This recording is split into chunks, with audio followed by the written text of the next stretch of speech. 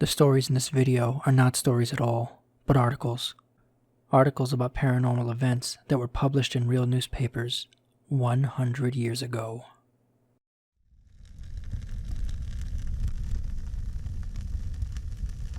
You ever notice how when something scary happens, people start to group up? It's in our nature. People are meant to be in groups. A strong group is more difficult to target. But there are some instances where whether you're in a group or not doesn't seem to matter.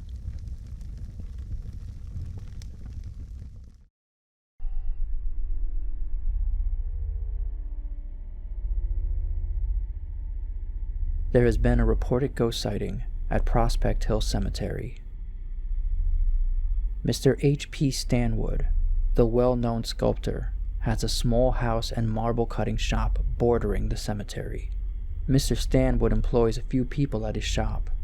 Two of them, a pair of brothers, were given permission to sleep in the shop.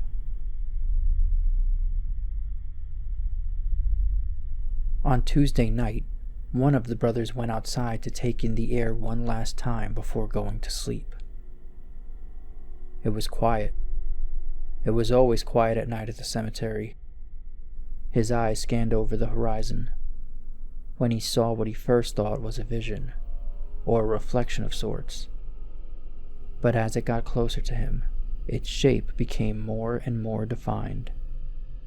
It was a woman in white. A ghost. He ran inside and pulled his brother out to see it.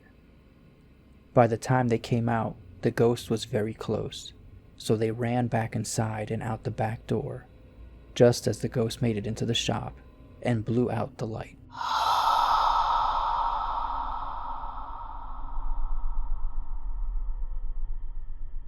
The brothers ran to Mr. Stanwood's house and told him about the ghost. The three men went out to see what was going on. They didn't have to go very far, as the ghost was still following the brothers. The ghost hit Mr. Stanwood and asked him about where her children were buried. Before he could answer, the ghost went into his house and entered into a bedroom occupied by another person employed by Mr. Stanwood. The employee was so scared, he fled through a window. Mr. Stanwood and the brothers watched as the other employee fled. One brother pulled out his revolver and fired 2 shots at the ghost. But it didn't matter.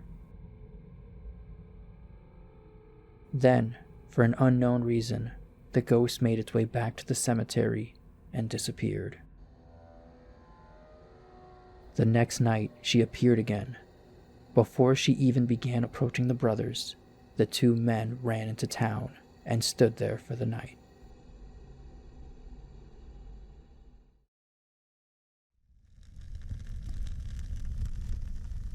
That's what I'm talking about!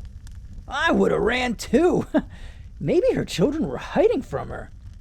Let's be fair, she goes around following people like a weirdo and is okay with hitting Mr. Stanwood, a stranger. Sheesh, I might hide from her too if she was my mom. I'd like to take a moment to thank the channel Patreons. I still work full-time on top of animating. If you don't have it, don't feel bad. I've been there too. But if $1 in the tip jar a month is doable, I'd appreciate it. As a thank you, Patreons get an exclusive video every month.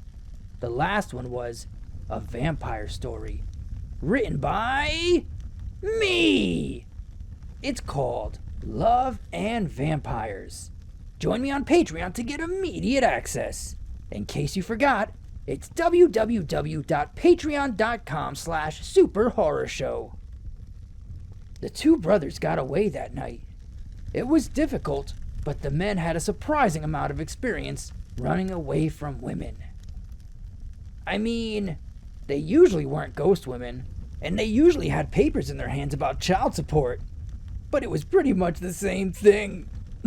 Ah!